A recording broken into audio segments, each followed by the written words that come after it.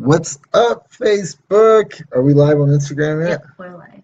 We're live on Instagram. Hey guys, thanks for tuning in to episode 14. Holy fuck. Use less words. Anyway, that's the girlfriend always telling me to use less words.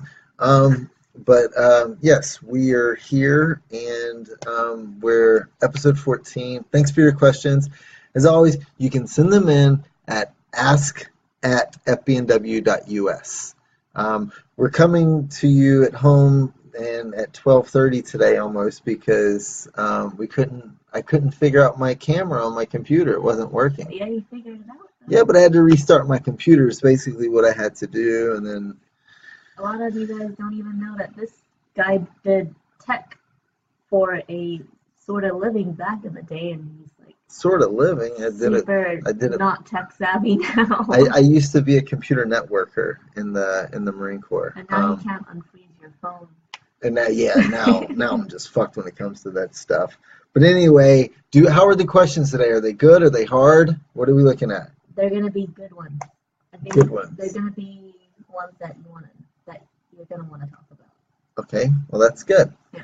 That's why you pick them, I guess. But do you only pick them because I'm gonna like them, or do you pick them sometimes to be hard? I mean, I obviously pick them because they're questions that haven't been asked before.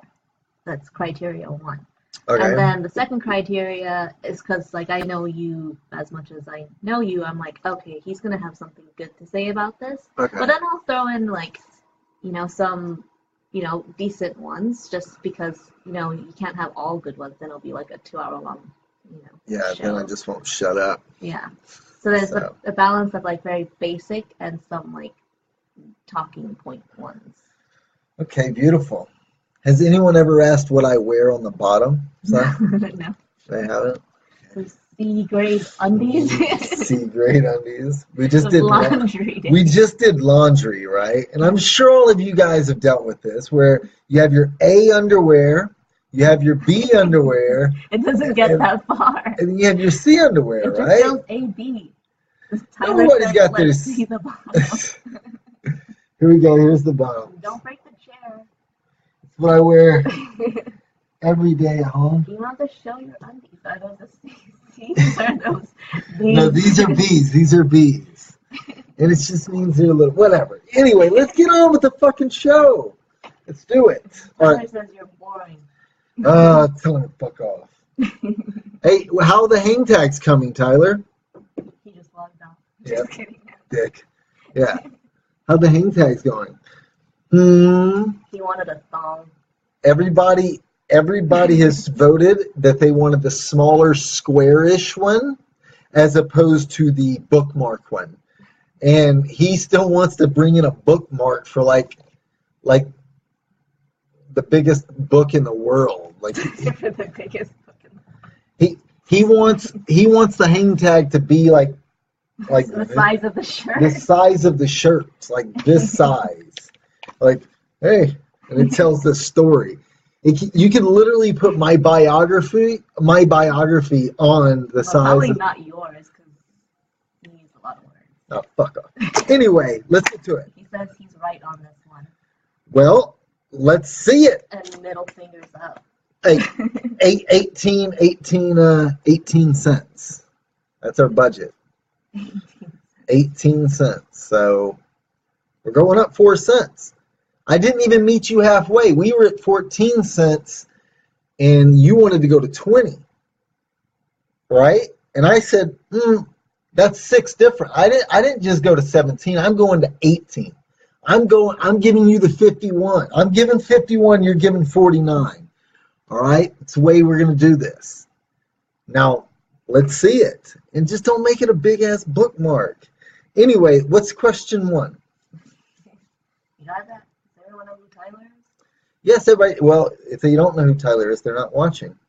Is Tyler... High likelihood that's the chance. Tyler, you guys know Tyler? He's the new partner. He's the new part of me. He's my new everything. Well, you know what I mean, babe. You're my everything, but he's my my Side everything. he's my side bitch. You know what I mean? He's your bestie of all besties. That's what he says. My BFF of all my BFFs. So here we go. What's question 1?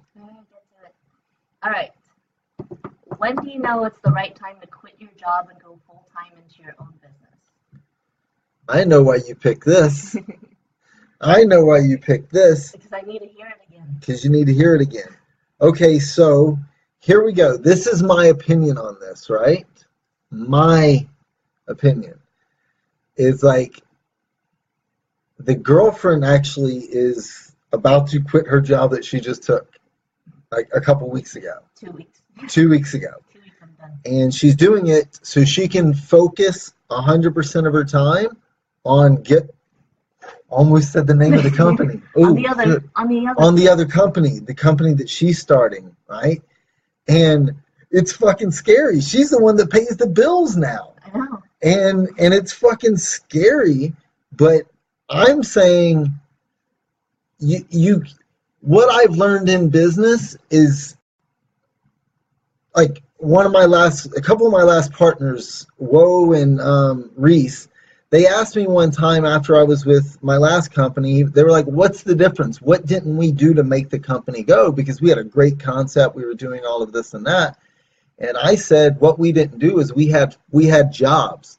Each of us had jobs. And when you have a job, you always have that check coming in. So it's kind of easy to not put in the time you need to put in that it takes to make your company go. So I think that while it's scary, like once you believe that you got it and you're going to do it, if you really want it to work, you got to go all in. You can't be half pregnant. With that said, the life to a company, its oxygen is cash. So you just can't fucking quit. So one thing I've also learned in business and what I've gone through is that when I left my last company, I said, I'm going to start my new one, where I should have been smart and went out and got a job right after that, because I could have gotten one that paid me something while I was conceptualizing the business. That spent 8-9 months just coming up with what became to be FBNW. And all of that time, I'm using that oxygen to live, right? Because you still got to live. And then when I started the company, I had less oxygen. So with that said, I should have gone out and done that. And that's something I've learned, and I pay for it now. And that's why I stress so much about trying to just keep the lights on, right? Thank God for the girlfriend for allowing me to focus 100% of my time on FBNW, but now she's going to cut the cord, and I'm 100% supporting it. And I've told her, we'll downsize this bitch. We'll live in a fucking van as long as we wake up and we're happy. And that's what's important, is waking up, being happy, and doing what you love, because now you've realized, right, money's not everything, right? It's not everything. You need enough, obviously, to pay the bills. Because not having it makes you unfucking happy. Let me tell you, I stress out all the fucking time. I got vendors to pay. I've got this and that. But I knew that this was going to go. I just thought, you always think that business will go quicker than what it really does. So I think it's important to just stockpile as much cash as you can and plan that it's going to take a little longer, right? You're going to have to make sacrifices. But is it worth it? Yes. And so what was the fucking question? Is it when do you know it's the right time? When do you know it's the right time? I don't know, because you could be wrong. I thought it was the right time when I did it. Well, you know what I mean? But one of the factors that you mentioned is have your business concept ready. Yeah. Don't stop something to go ahead and have it ready. Start planning it out to where it's every day I've got something to do, as opposed to when I was thinking of what became FBNW. it was like I was trying so many different things. It was like trying this, trying that. Like fuck, we were looking to starting a pickle company. Dick's Picks. We were gonna do a company called with Richard. I call him Dick. So we're gonna do Dick's Picks. I was gonna do a watch company, Timeless. And then I found there was somebody doing it, and Beacombe was doing it, and they were doing it so well. Like I was gonna start a bunch of things, and I wish I had just been working on the other side, bringing in fucking cash, as opposed to just. Because when you try to just sit and think about a business, it takes time because you've got to love it. And it was a lot of it. It was like I would get into it for like a week of this new idea I was so excited about, and after a week it was like, oh. Come over on one weekend and be like, this watch thing? Oh yeah, there's this company called Beacombe. And you're like, I've been working on this. Yeah. There's so much shit, and just so I don't know when you're gonna know. Just fucking. Just try to have the cash and plan for the worst. Tyler said, do you ever really know? That's what I said. You don't really know because you could be wrong. I completely agree. It's just you don't know. It's either we talk about it all the time. It's like those people that were told no all the time. They showed everybody. It's like the Jeff Bezos. Oh. Every time it's like you'll never be able to do it. But how many people, when those people were telling him, they're also telling other people that they're really right about it. Like you're dumb, and so it's like when you're Tyler and I going to realize like maybe everybody's right, and we're the ones that are dumb, right? Go get a job, guys. Just go get a job and stop trying to do what you're doing, right? But I've been told stop many times already. Many different. Yeah, in a lot of different contexts. But stop. Just go fucking do. Like, once again, I've got a computer background. Go do that. And I'm like, that's why I didn't do it in the beginning, because it wouldn't make me happy. So I'd rather do what I do right now and fuck it. So anyway. So the key is know what you're doing first. Know what you're doing first. And make sure you have enough oxygen. Yeah. Planned out. Yeah, like cut down on your hours. And just go, because I'm telling you, it's hard once you don't work for a while and this is all you do to go get a job. Yeah. Doing that, because then you're saying no. So try to keep a job as long as you can until it's like, this is pulling away from my time that I need to be focusing on this. I'm looking for a job. I'm not going that complete route of exactly, yeah. And this I'm just getting something better that works for what I need to do. And then you can clear your brain, because her current job is just taking too much time from her, and she doesn't want to do a piece of shit job, so she can do more of a mindless job, not making that much money, and just have energy focusing on FBNW and the other company, which we'll announce soon, obviously, because it's going to be rolling out. And so I think we're going to roll it out at Unique LA. Yeah, CC the Love just asked, did you get into Unique Summer Show? Yes, I did.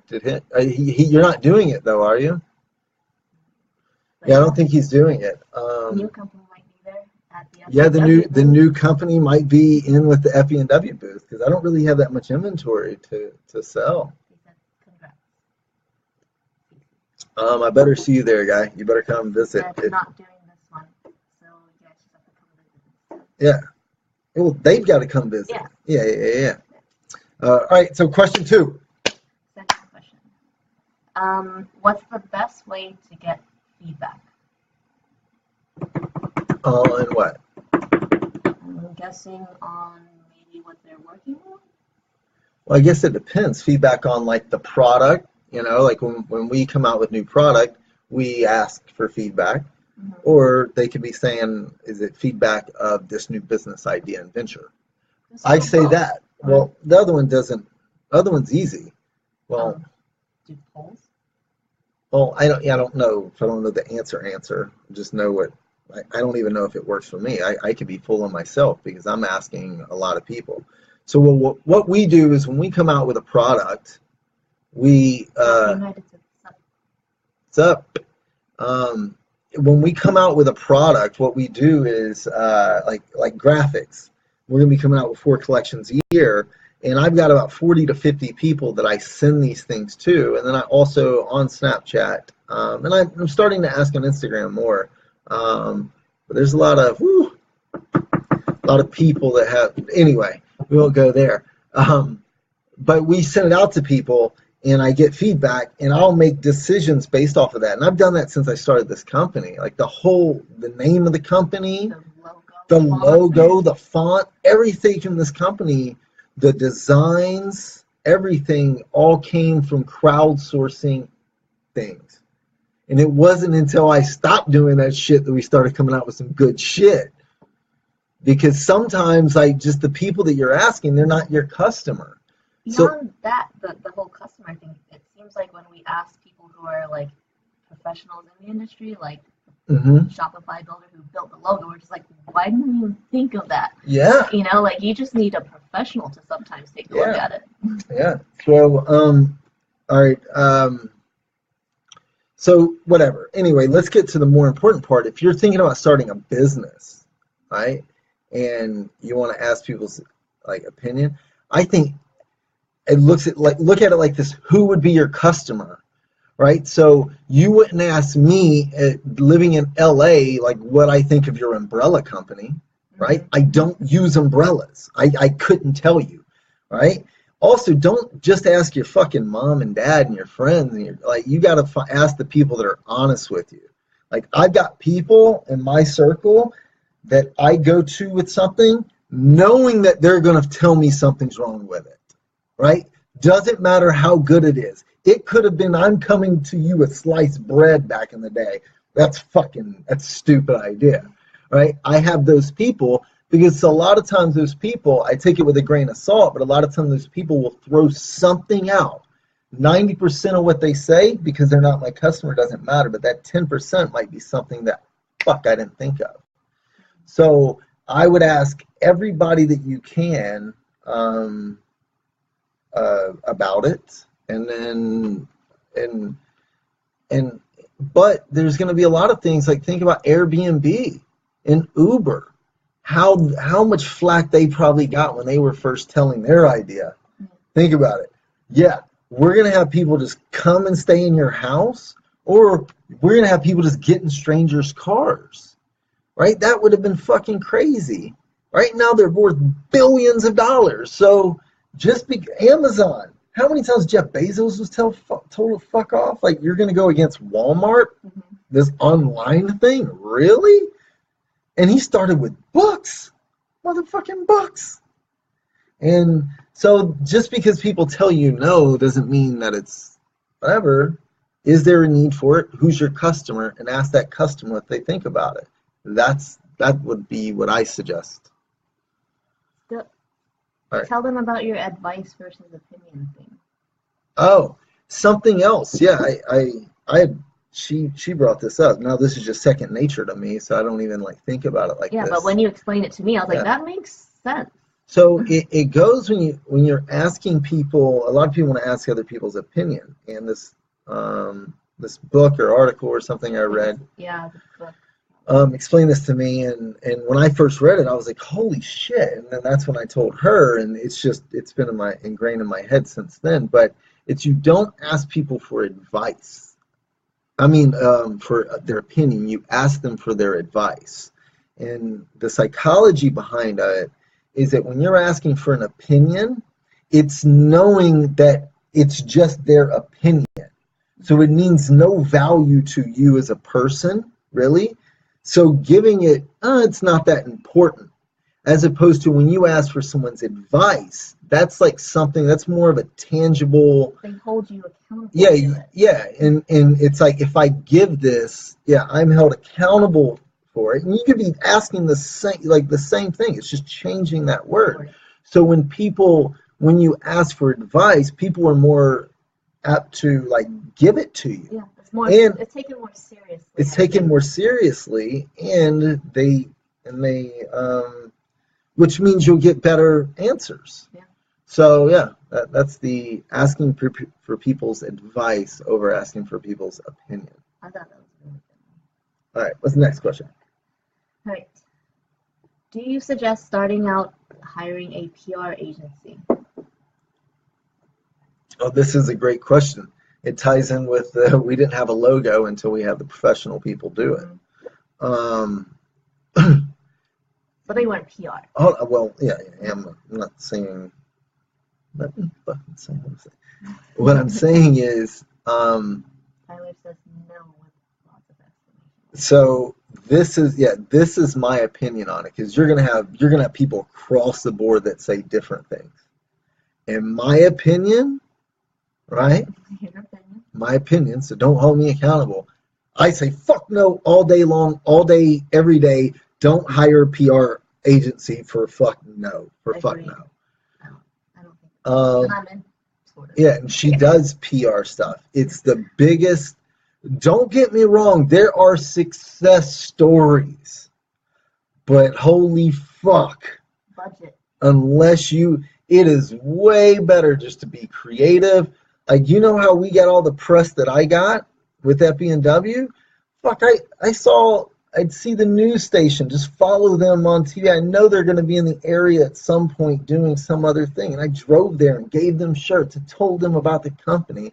And then boom, it hits the station. I call, like, you email, just be creative. PR companies, all they're doing is pitching the same people.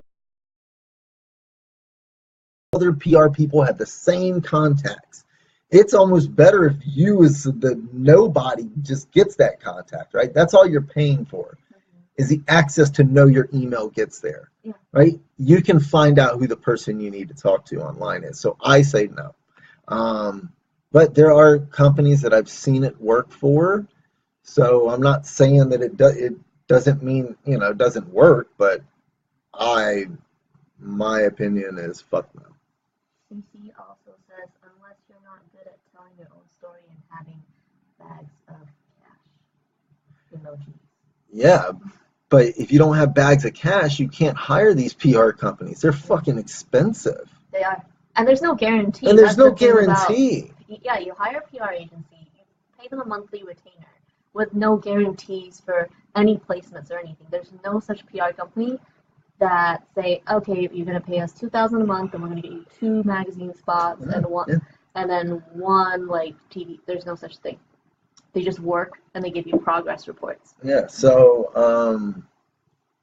but to your point of telling the story, CC, Shadera, if you can't tell the story, you got to focus on that. Like, I know you're not referring to you, because your whole brand is like, you are the brand. Like, you radiate, like, you've got sick engagement, and you've got like 1/6 of our followers. You know what I mean? And your engagement's better than our engagement. So whatever you're doing right. So I know you're not referring to you in that sense. It's just maybe you're not reaching out to the right people, or what you're doing isn't unique enough. I don't know, but I know you're able to tell the story. Because your shit's awesome, man. I get inspired by watching your stuff. And that's CC the Love, I think his IG is, right? Yeah. CC the Love. Go check him out. He does great positive t-shirts. And yeah, it's a great, and this motherfucker, he's awesome. He's awesome. So yeah, he's a good guy. And all right, so next. What's next? Last question. Let's do it. When can you tell us the right time to consider a pivot in your business? Okay, let's see why you picked this, because it's pivot, and we've pivoted for the better. For the better, right? I don't think it's like in a time. I think it's just it's like this is just a way better. To me, they're like.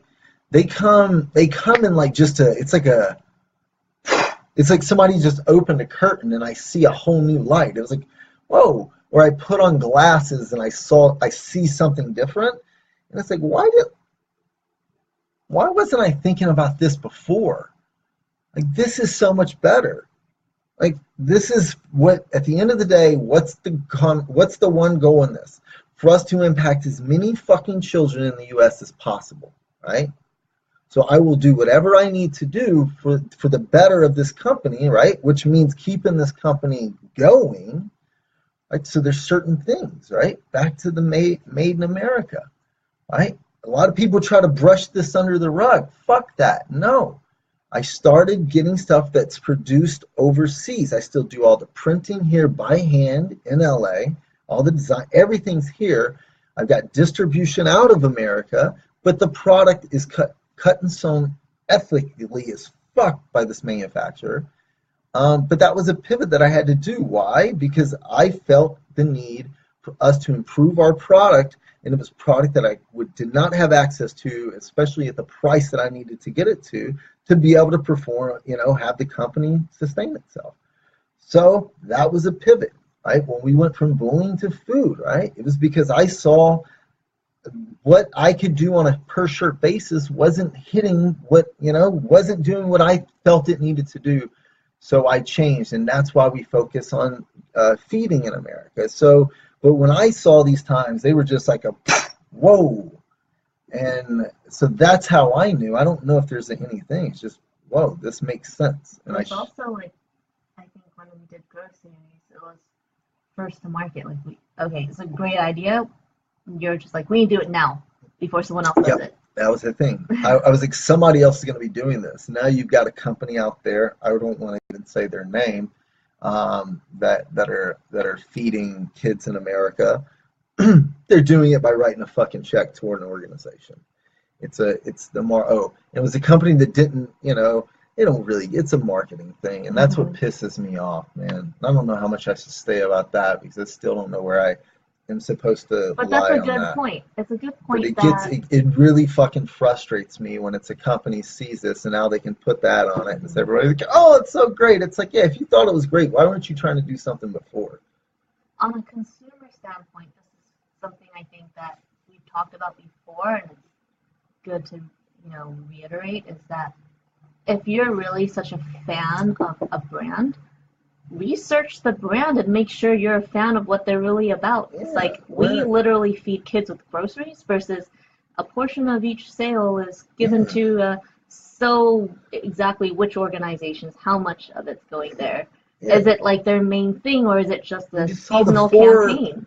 Tyler sent me the 4 charities, cancer charities. One child cancer, or children cancer, breast cancer, Cancer Society. Like 4 big charities.